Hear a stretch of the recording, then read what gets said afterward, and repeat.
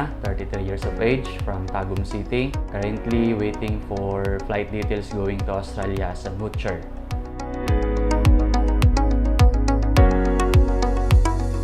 Kuhan niya kong mata, nahitabo ni siya 3 years old ko sa moingon sa akong mama. Bali, katong buntag, nagdula daw ko sa palayan, sa Basakan. Tapos natingala lang sila pag uli na ako, pula na kay kong mata. Pero ang ingon sa ko ang kadula, ako ang mata is natusok siya sa humay, sa palay. Matoy nungdan. Tapos pagkaugma, tingala na mama, ako ang mata is na siya white.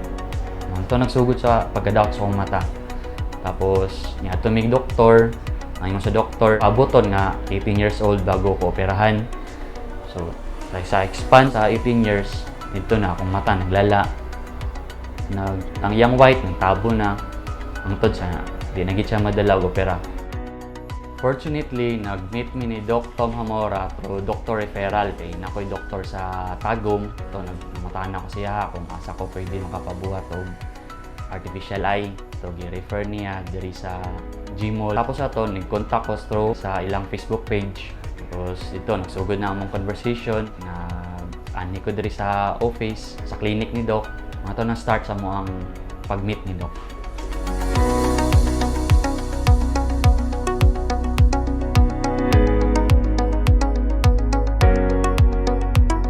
Sa akong experience, itong na-doubt akong sa kamata, medyo ulaw siya atubag tao kay kanang itong sigtanaw sa imuha, tutukan gi ka ba. Tapos sa mga nakaagi po kog bulihon ka tungod sa imuhang naitabo sa imuha.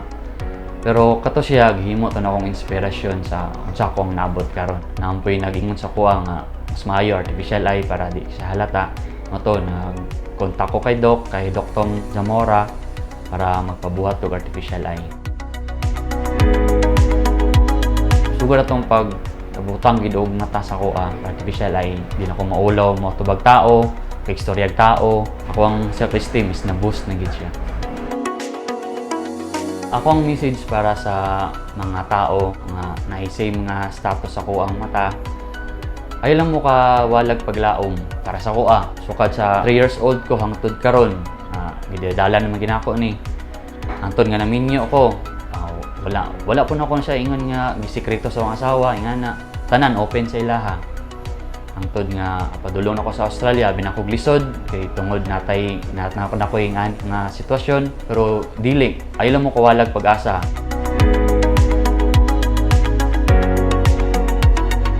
Pwede mo moduol kay Doc Tom Hamora diri sa Gmall Davao, o pwede niya siya i-message sa iyang Facebook page o sa ilang contact number, nasa lay contact number. Pwede mo visit diri tapos si Doc na mag-guide sa inyo sa tamang buhaton. Basta ay lang kawalag paglaom.